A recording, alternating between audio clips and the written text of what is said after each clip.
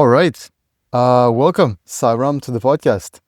Thanks for having me, Thomas. Pleasure to be here. It's yeah, no, it's a pleasure. We spoke last time about 2 months ago, and here we are again, and it's exciting times because you are preparing the publishing of a book. So, just to give a bit of background, you began your career at Qualcomm after moving to the US, if I understand correctly, and you worked at Intel Labs with deep learning algorithms.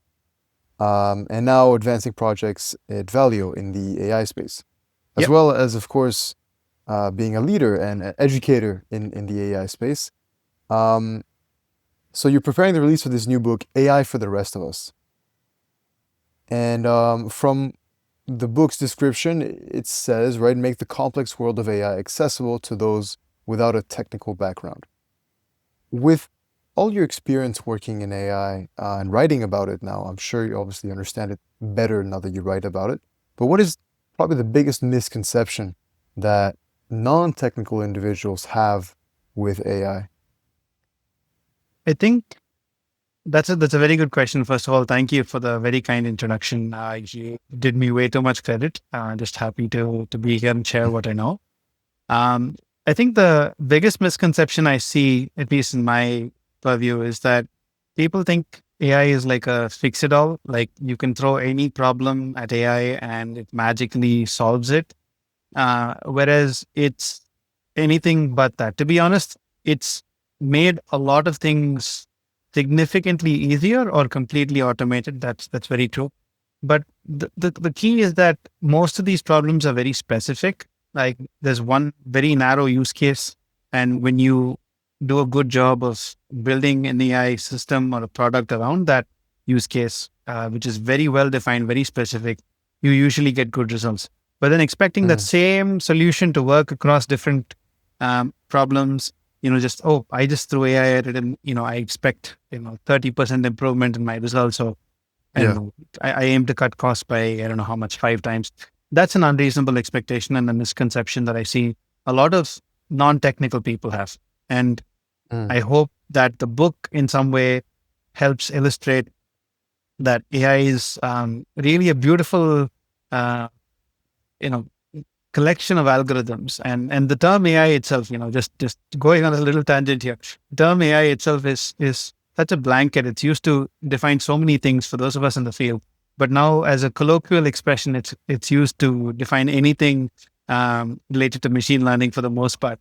So I just want to say that AI is such a beautiful mathematical collection of algorithms. It's wonderful to learn, but it's not a hammer that can hit every single nail. That's a problem.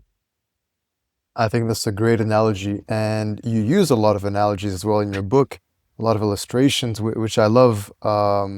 Maybe I'll list a few later, but it's great because it makes the whole field, which is, as you're saying, right, very mathematical, almost esoteric at times, a lot more accessible for non-technical, non-mathematical individuals. And do you think it's, or is there a specific persona of people that need to learn about this? Who are you trying to address really in this book? Once again, wonderful question. I think, as the book title says, it is AI for the rest of us, but I don't want to say it's for everybody. Honestly, I mean, I hope the average person picks it up and finds it useful in some capacity. But the Hmm. persona I had in mind when writing the book was people in and around the tech and business space. Particularly, two types of conversations led to the creation of this book. The first is I've been an engineer myself for many years, and I've had situations where I've had to explain why something won't work from a technical perspective to a Hmm. non-technical stakeholder who's only looking at it from sort of the business and use case perspective. And they expect that the code that we write or the algorithms that we implement are supposed to magically solve the problem. So the first one is for those who are trying to explain all of these algorithms to their non-technical stakeholders, maybe their bosses or their skip levels, and sort of help them explain it in a way that cuts through the jargon, cuts through or the technicality, and just gets to the heart of the matter. The second Hmm. is for those who are, say, PMs or managers or business leaders, decision makers who, or even engineers who don't have, a background in coding, and, are perhaps put off a little bit by the intricacies of mathematics. It's it's done in a way that they can understand everything from the basics, all the way to the, you know cutting edge at the moment. As of writing the book, I won't say cutting edge because AI is moving so fast. It's hard to say what the cutting edge is, but it's to Hmm. give them a very good grasp into how these algorithms work behind the scenes in plain English. Because I strongly believe you shouldn't need a PhD to understand these algorithms, although having a PhD makes understanding them significantly easier. Um, I So those are the two main target audiences that I had in mind when writing the book. However, I hope it's written in a way that's narrative enough for anyone to pick up and read, and try to get an informed opinion of what AI is. For sure. And I think, well, as a developer, I think a lot of developers would want to read this because speaking with a lot of technical people, you always get a disconnect, as you're saying, between the technical jargon, the intricate complexities of the actual algorithm, and the people that just want to know like how it works and like whether or not it should be used, just like the high level, no fluff stuff. And so it's very important for the development of projects and products, as you're saying. Hence the product manager that will need to write about this. And it's cool because you talk about everything, as you're saying, from the basic fundamental algorithms, neural networks, but now transformers and like all these large language models. Um, has there anything been like that has changed since you wrote the book that now you're maybe considering, because you're saying it's moving so fast, obviously. Has there any new type of model emerged ever since you've written the book that you would have want to explore? Probably, I would say reasoning models, and then the rise of agents, obviously, because Yeah. just like I started writing this book when the very first ChatGPT came out, so it's been a long journey, to be honest. And at that time, these chatbots weren't. They were very surprising in what they could do. They could hold a dialogue with you, which was previously not possible. But you know, we all know how those models were in terms of the quality of the responses over a longer span and all of that. So I noticed a lot of people posting uninformed opinions or hallucinated wisdom of these chatbots in social media, and that was the genesis of the book, part of the genesis of the book. But when I look at these models now, in terms of some of the emerging reasoning capabilities and what agents are able to do, those are things I really wish I could have included. But Yeah. obviously, a book from start to finish is a very long journey, and you have to sort of draw the line somewhere. But maybe for future edition. For sure. And I want to get back into the book writing process eventually. But first, I also want to explore. So you're talking about all these concepts that you're trying to educate people on. You're also leading a newsletter. Are you still leading that? And then what is the goal of that? If you could kind of dig into it. Yeah, so my newsletter is called Gradient Ascent. For those in the know, it's just a play on Gradient Descent, which is like the algorithm behind optimizing neural networks and helping them learn. The reason I had it as Ascent was because I want people to rise and level up in AI, and that was the reason I named it that way. Yes, the newsletter is there, active. It's been a little slower than before because obviously I've been busy with the book project, Hmm. and work and other commitments. But in terms of your second part, that was about like who the newsletter is for. Is that the question? Or Yeah, yeah, like just a newsletter. In general, what are the topics, I suppose, that you try to explore there, and how it might be different than the book that right. you are writing or wrote? So the newsletter is actually my way of trying to keep up with AI personally. So the selfish reason is that I write it because it helps me stay up to date with what's going on in the AI world, which is hard enough. Mm. So I try to share interesting papers and projects and resources that help me learn and hopefully help the community learn. And I also write long form technical breakdowns of the latest research or maybe some code examples. But all of them have my illustrations or animations or thereabouts. So there is a bit of the personality that I still bring into the book, but I feel the book is much more distilled for a wider audience. My newsletter is probably more focused for machine learning engineers and um, leaders who are a little bit more into the technical side of things. So that's probably the differentiator. Hmm. I recently came across a paper. I didn't read it in detail at all, but it was regarding, I don't know if you've heard about it, tokenization, and it might have been the nano OpenAI models, how they removed a significant part of the transformer and like it fundamentally changed the way tokenization was working and in a way solved it. From what I understood, tokenization happens to be a very big problem in developing these real large language models. Could you explore a bit of that concept if you've come across it before? I've not read that paper, but thank you for the recommendation. I'll try to I have find to it go. and send it to you. Please do. Please send it over. Um, I guess if you look at tokenization, I feel that it's part of the secret sauce that's allowing these models to work so effectively, right? And I feel like more than the English language, I feel that tokenization has a lot more significance for other languages. Like for example, in India, there's like I don't know, I've lost count of how many languages there are, but how you tokenize those languages plays a significant part of how the model responds and how useful the model is for applications. So from that perspective, like the I feel like a chunk of research should be maybe it is, and this is my limited understanding, but I feel like an entire chunk of research should be just dedicated on the different ways to tokenize and uh, improve things in that space versus trying to Hmm. figure out how to scale models or uh, you know uh, just make them reason better, because I feel that the value comes from improving the quality of the inputs to the model, and tokenization is a core part of that cycle. Like one, obviously your data has to be well processed and everything, but then when you tokenize it, what are the trade-offs there? Is there one Hmm. algorithm for tokenizing that's better? Is there a reason that you should include I don't know, certain stop words, things like that? And how do those differ between different languages or different use cases? Like how does that differ between when you are trying to build a model for code versus trying to build a model for spoken language? Hmm. It's a vast field, but just what I feel. Yeah, it does kind of seem, at least from the outside, that we're throwing a bunch of resources at this general model that is good for everything and not necessarily specialized for a single thing. Although obviously there are certain models that are better at certain things than others.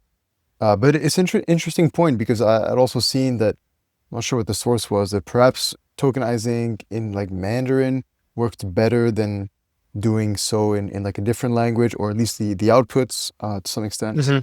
And yeah, it makes you think that like, well, we can't just focus on, we have our English language. Is that the best way to transmit information? Because at the end of the day, it's just about information and trying to get the model to understand that and then relay it to us in some comprehensible manner, of course.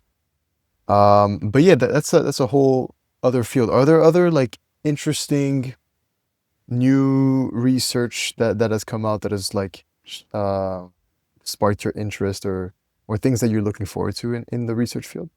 I really want to do some deep dives into nerves and Gaussian splatting, and just like there's an entire side of generative AI that is not talked about as much. Maybe partially because I'm from a very strong computer vision background that I feel so strongly about it. But I feel Yeah. that computer vision recommender systems, RL, maybe RL is getting its flowers now.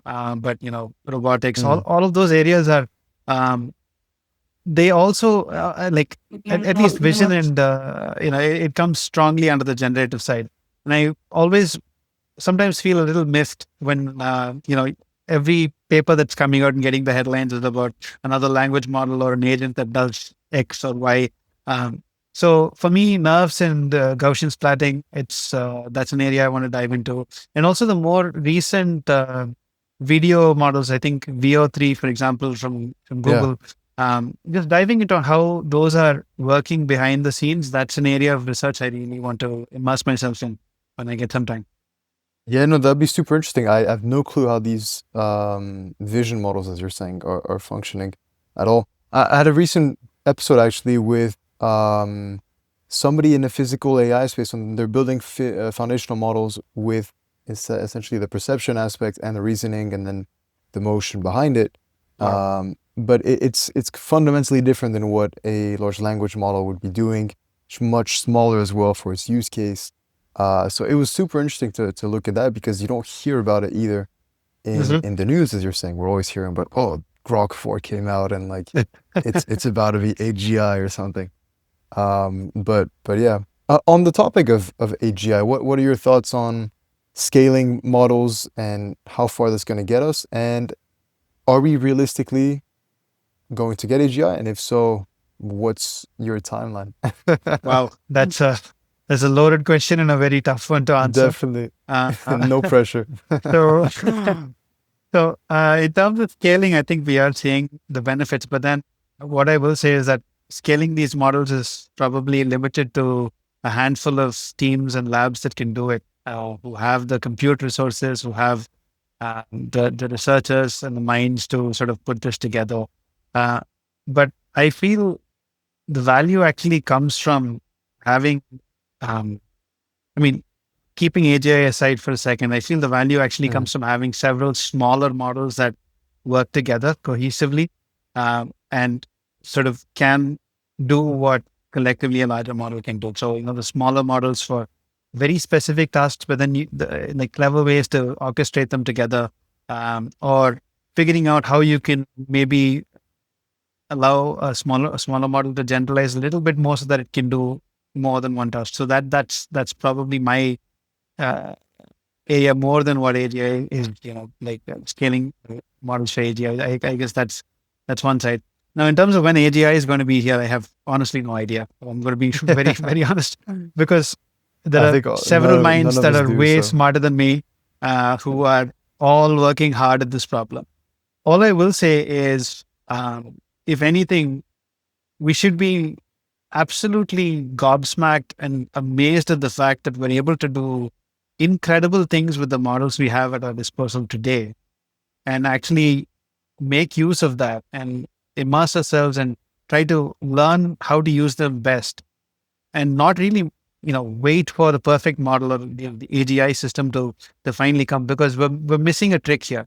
At the end of the day, the people who are going to profit are those who are actually actively playing and building and breaking things with what we have today, which is already like light years ahead of what was possible just 3 years ago.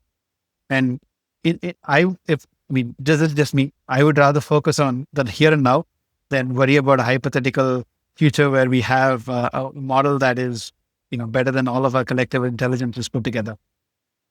I completely agree, and honestly, I really couldn't agree more. It's nowadays when I test out these new models, like coding or even doing anything, you can do so many things so much faster, get information a lot more quicker.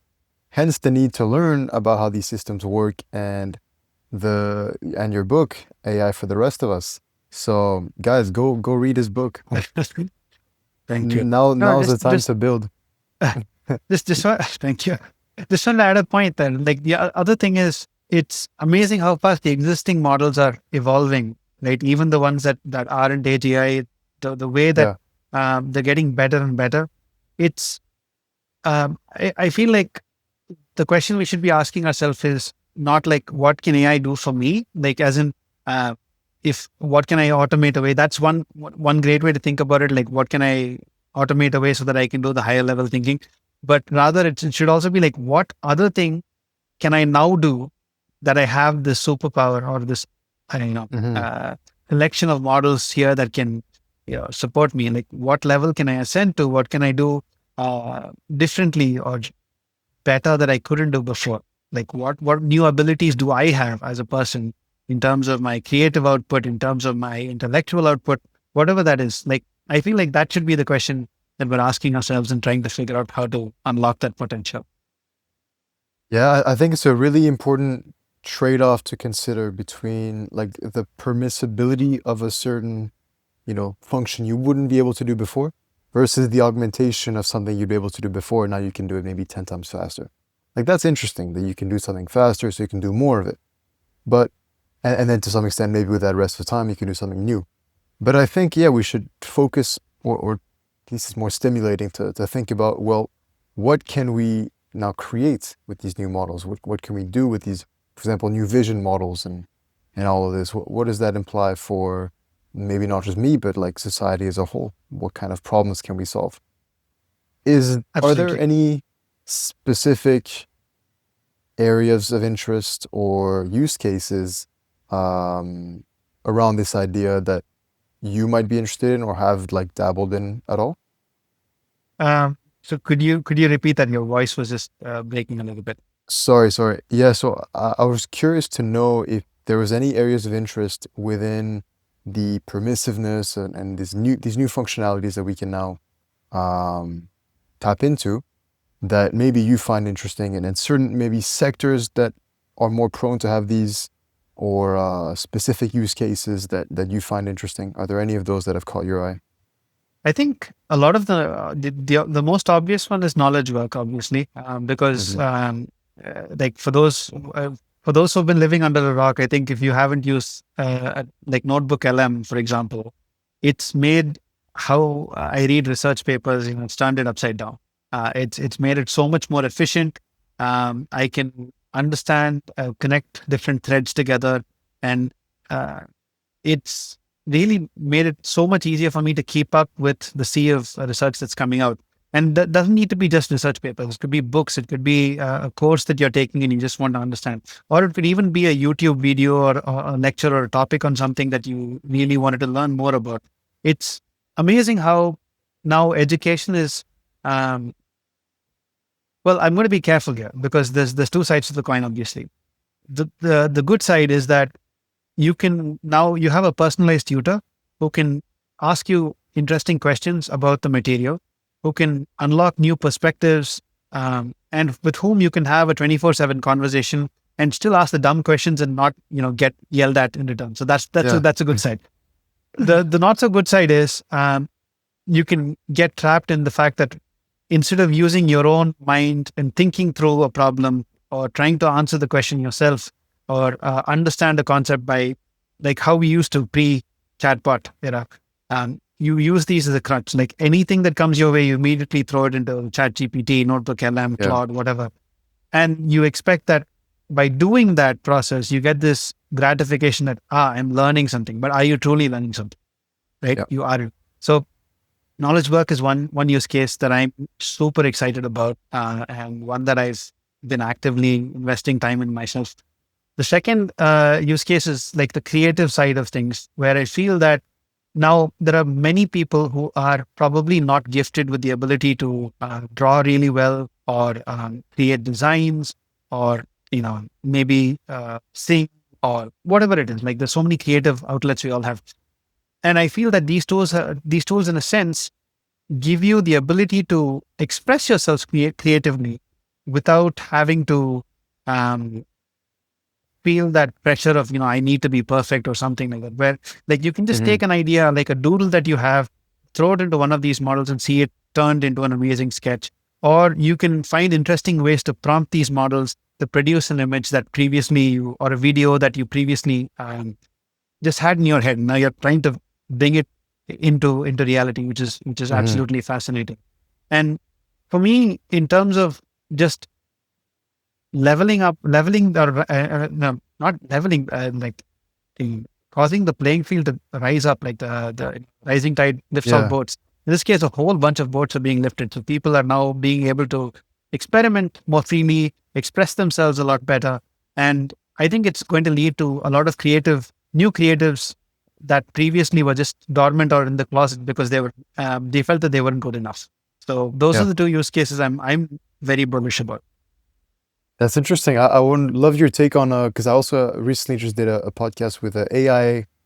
He's doing like education, tech, philosophy, a bit of everything, but also art. And Mm, so creating artworks with the use of AI. So that could be like little visuals, images, We also heard about these competitions, these like photography competitions, and I think the winner happened to be some AI generated image among a lot of other Really. like portraits or drawings that people have made. And so, what are like the implications of generative models in art, in how we value art? I suppose it's a more fundamental question of like what is art in that case, and what is good art, right? Is the eye, is the what is it saying? The values in the eye of the beholder, or something Yeah. like that. I So I again I feel that there's a bit of nuance needed here. So the first thing Mm, is I'm sort of a closet photographer. I love to photograph nature in my free time. I used to, at least. I don't have that luxury anymore. But I still remember how I felt.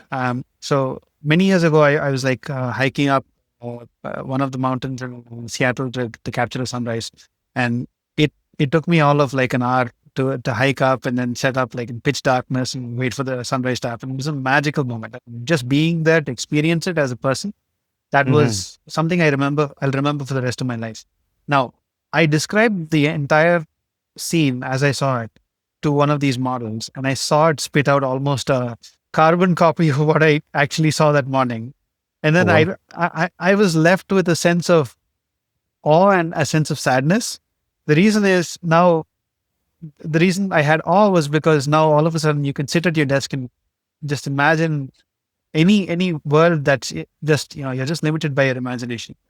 Sadness was will it encourage or will it discourage people from going outdoors and actually experiencing nature and spending time or instead of being glued to the computers, and will they lose out on that real meaningful connection? Because it's not just about creating art, it's also about the process of creating it, at least for me, Hmm. where you experience something, it deeply touches you, and then you try to you know share that with the world in whatever way. And I feel that that might be lost. However, I don't want to diminish the amount of effort it takes to come up with a good prompt to, speak to these models. And in that sense, I think it's unlocking a lot of potential.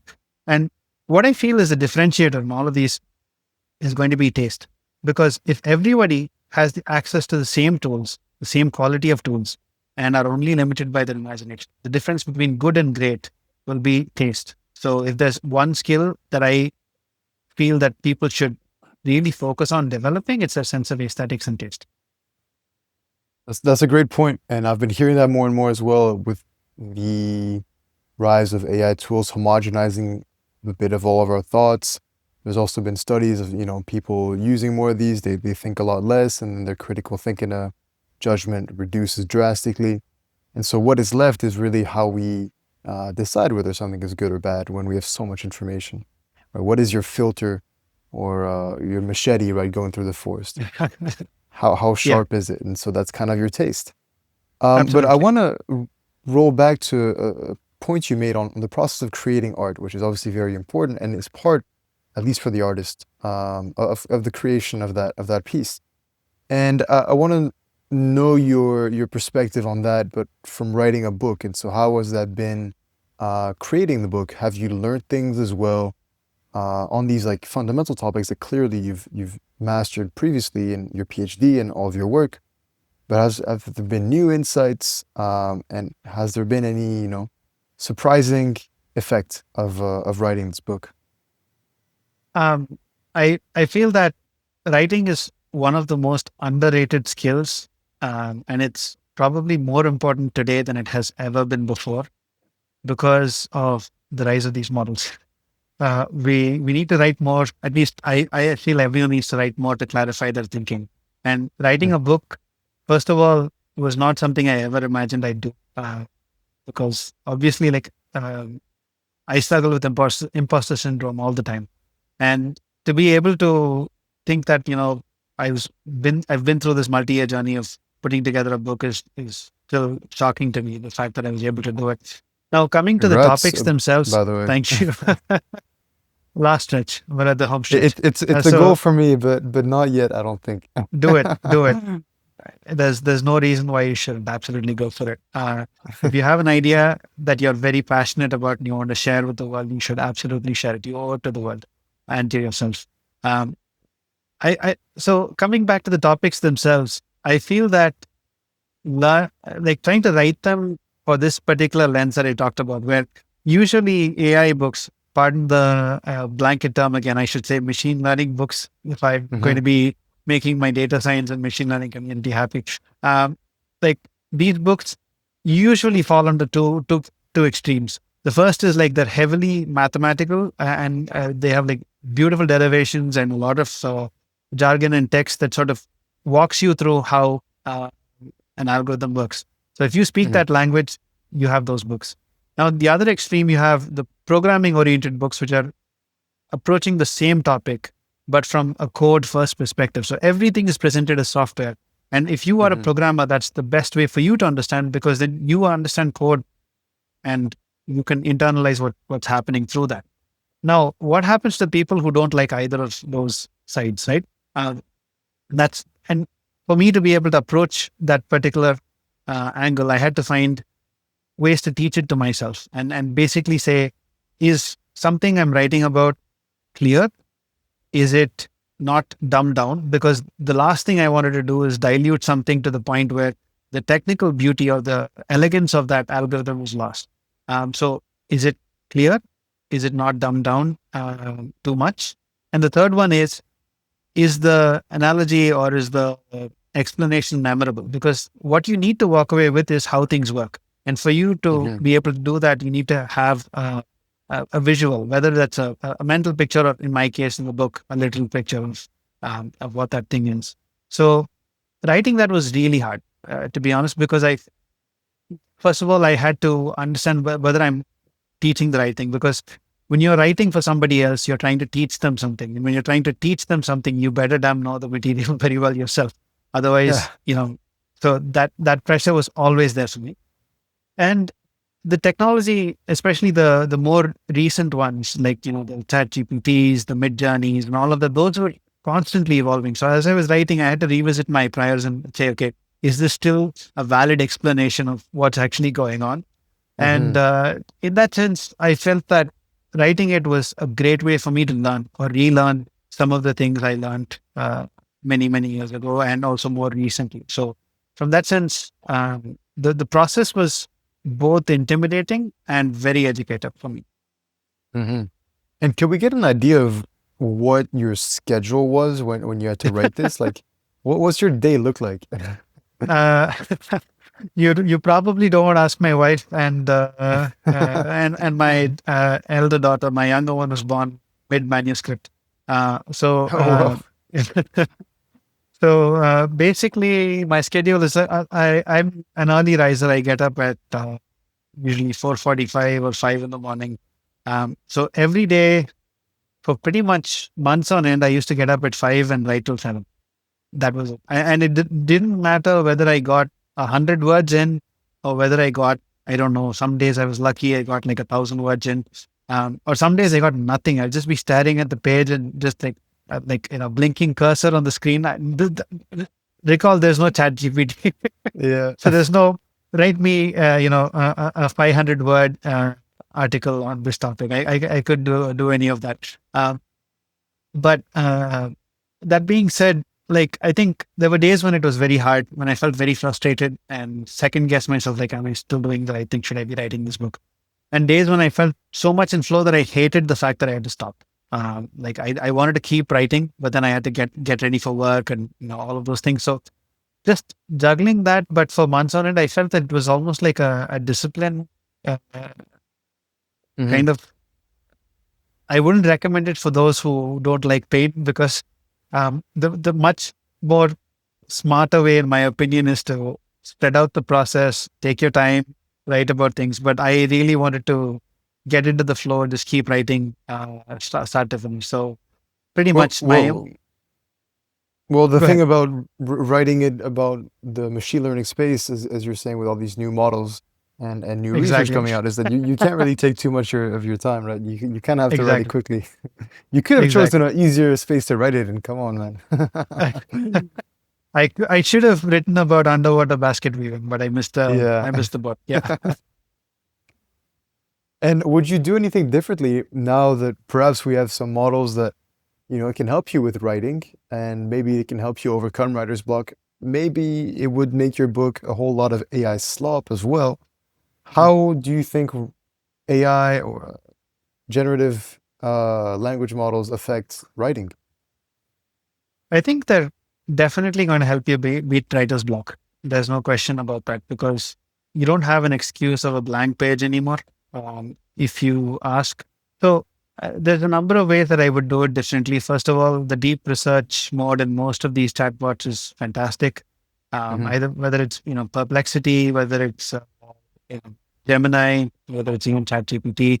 Um, just asking about what's the latest work or what's the latest trends that's around the topic, and trying to understand how the narrative has evolved over time. I guess Yeah. that's something that I would have loved to have when I was writing originally, and just being able to. That's something that I do for the newsletter as well, which is you you have this incredible tool at your ability that can do the work of like 100 research assistants for you, and it does it in minutes. And so it's kind of foolish not to leverage that. That's the first bit.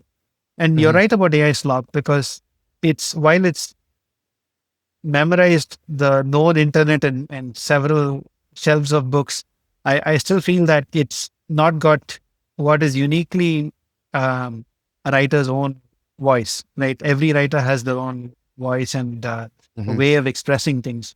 So just being able to ideate, brainstorm, and get ideas from it, do high level edits. So if some sentence or some paragraph is too verbose or is not fleshed out enough, for example, using it for tactical edits like that. Not asking it like, here's the topic, write me a 1,000 word article on it. That leads to slop. I mean, obviously, it Yeah. leads to lesser. It leads to slop less often nowadays because the models have gotten so much better.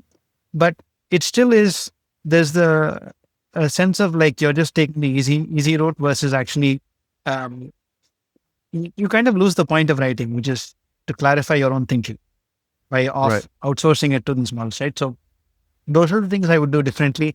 Maybe the other thing I could think about is maybe is there a topic I missed? Are there like if I present an argument, what is the counter argument to this? Like, have I missed a perspective? Is there a Yeah. nuance that I'm not catching? I guess those are the ways that I would sort of use these models to um, tighten up my articles or chapters if I were redoing it. Yeah, well, it's things that, we were talking about permissiveness and augmentation a little bit before, but it's things that, you would have shown it maybe to your wife and said, "Oh, what do you think about this chapter?" You're not going to give it to her every every day to reread some chapters that she read because a few sentences changed. But, maybe those sentences change the entire logical flow of the Exactly. chapter. So it's, using these as personal assistants, as you're saying. And I was curious to know because I personally use it a lot. I like to speak when I think, and Mm. I think Winston Churchill. I heard a story that he used to do this a lot. He used to sit in the bath and have his assistant transcribe what he was saying, and it would be like his speeches and everything would be written that way essentially. And I'm not sure who wrote an article about this, but now we're essentially capable of doing that, and we can freely think and not be worried that our thoughts are going, to empty Mhm. space, capture them, and then use those and refer back to them and challenge them, improve them with these models. So that's something, if I were to write a book, I think I would write it almost entirely, maybe You'd not like narrate the book, almost. I would narrate a portion of the thinking at least, right? or the Right. No, brainstorming. oh, I absolutely agree. I think it's interesting because you can often speak, and even if it's just garble at the start, where you're mixing thoughts, you don't have a Yeah, cohesive flow.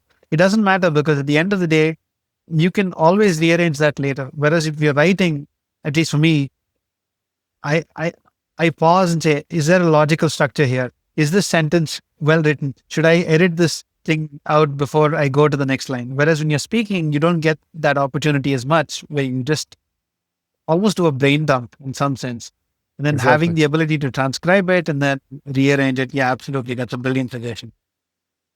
So I don't know, maybe you'll start doing that now, but it's something I've been like catching myself do more and more often. Um, but on the topics of books, you obviously have a lot of books behind you as well, and we were talking at the start. You're reading a book by Max Bennett currently. Yeah. Could you take us through like your favorite books at the moment, and also some tips for people to learn about, I suppose in the machine learning space, as well as your book? What other resources should they have that are maybe not too like textbook like or not too vague either? Um, so that's a tricky one. So in terms of the books that I really enjoy, I think there is obviously Max Bennett's book is really good. I think it's a brief history of intelligence, and you start talking about how our brains evolved and how AI is evolving through the same stages. So it's a very nice journey through how these uh, two types of intelligences are sort of moving along. In terms I'm gonna have of to look into that one, yeah. well, it's worth reading. I think in terms of other books that I love, I think there's this other one which is partially like I'd say that if ever I had an inspiration, it would definitely be Math with Bad Drawings. There's this author I Hmm. absolutely adore. His name is Ben Orlin, and he writes about math in probably the most accessible and interesting way that I've seen anyone ever do. And as the book title suggests, it's actually stick figures, and he's like got all these jokes hid everywhere. It's a absolute delight to read. And as someone who appreciates humor and all of that, I that's a book that I keep going back to. It's my copy is like so worn out at this point. Um, the other book I can think of that I really enjoy is called The Joy of X. I think I'll be butchering his last name, but I think it's Steven Strogatz, if I'm not mistaken. Another Okay. very approachable book to math in particular. And of course, Bill Bryson, another favorite of mine, A Short History of Nearly Everything. That's another book that I really enjoy. Um, and there are many more actually speaking, but some of them are like all fiction. So I don't want to necessarily, bore you with the books that I like. All I'll say is I'm a huge Brandon Sanderson fan. So uh, that Who, should sorry? Brandon Sanderson. Brandon He's Sanderson. the yeah. So he's completed the Wheel of Time. He finished the series. Okay. The original author of the series passed away, and also he's got his own collection of sci-fi and world building novels, which I absolutely adore. So uh, Yeah. anyway, I'll No. leave with that. Coming I'll to put the list in the description as well if people want to check it out.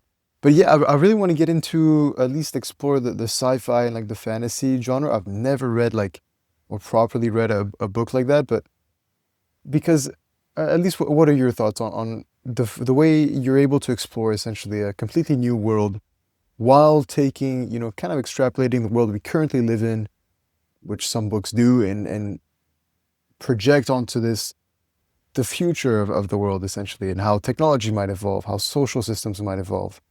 And I think a lot of them are actually very relevant if you want to hypothesize or kind of imagine what the world will look like. And I suppose the question I have for you is, what potential scenario or cool sci-fi do you think the world might be headed towards? And that's something that we can imagine that we wouldn't particularly think of originally. I mean, it's like all kinds of things come to mind right now, right? I mean, like there was a cartoon when I was growing up. It was called the Jetsons. I don't know if you No. like. I think some of the viewers may be able to. I'm sort of giving away my age in this, but the Jetsons was this futuristic world where everything was like push button. You had like spaceships and all kinds of gadgets and gizmos, and people just commuting in like very very fascinating ways. I think that's a future where that I still see is not been achieved, and maybe we're getting there. The other one that comes to mind is probably a sobering one is Wally. Yeah. If you watch the movie, uh, you see all these humans who have no idea what a plant is by the end of the movie, and they're just like Yeah. rediscovering the joy of life and nature. I really hope we don't go down that path because that doesn't sound like a fun path at all. Where you have all the convenience in the world, but is it really a life of meaning and purpose at that point? Because you're just having everything. served you, but it's like, what's the point? So those Yeah. are probably two completely different sci-fi futures. I really hope we trend more towards the Jetsons, not towards the ending of Wall-E. No, no, I hope so too. And I'll try to. I think the Jetsons. It reminds me of something. I'm just yeah. I have to look it back up.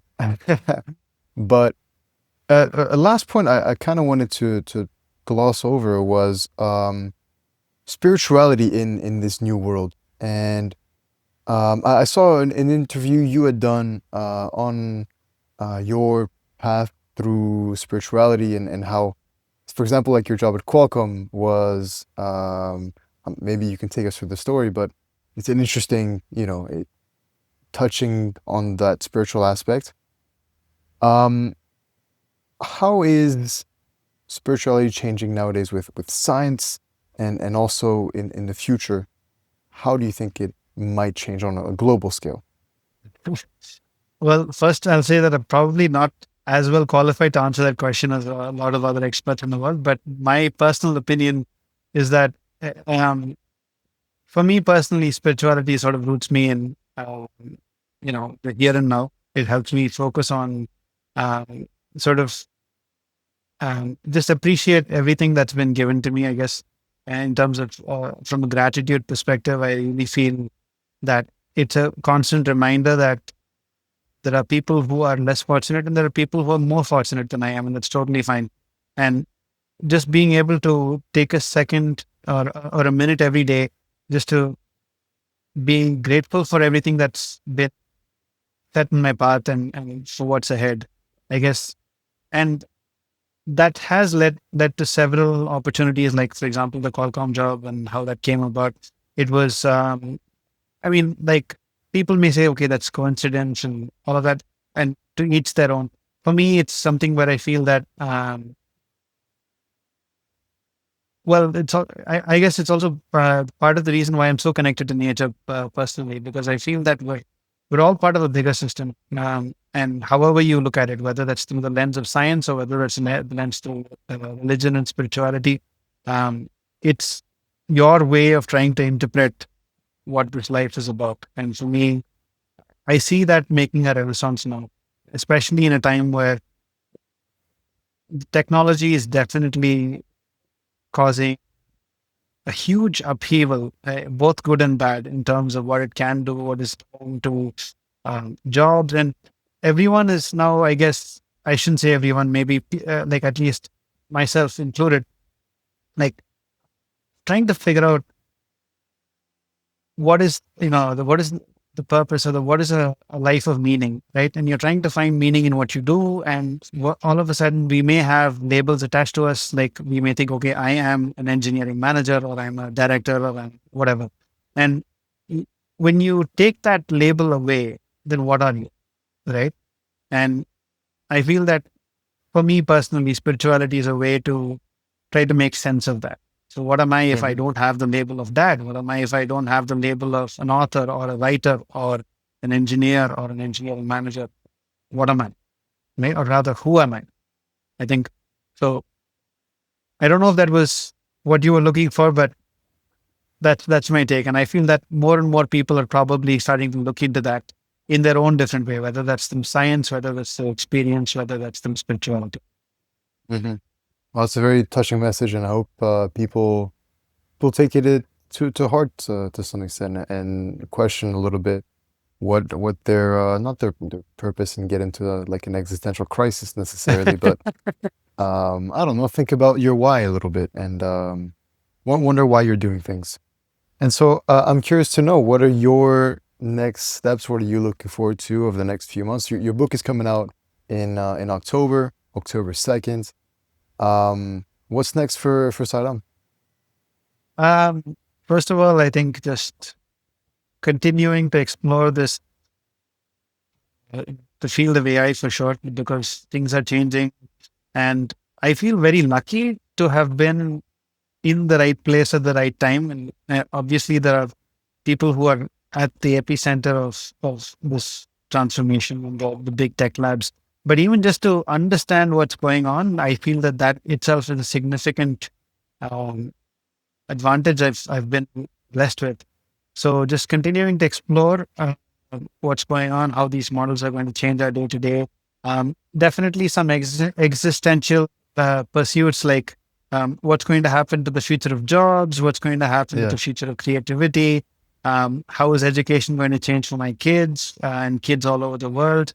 I guess what are the challenges with energy and carbon, given how much uh, compute power and energy these models need, and how is that Hmm. going to be fixed? What are we going to be doing so that we leave, a better world for the future generations? So that's sort of the philosophical side of things. But from like a day to day, I'll definitely be writing more. Um, Very excited to That, connect with like-minded people on social media and learn from their experiences. And yeah, mhm. that's where things lie ahead. That's great. Well, there's so many more topics that we could have covered, as you're mentioning, education, the environment. But at least it's great to hear that you're not sick of writing after writing the book. It wasn't like too big of a Oh no, turmoil.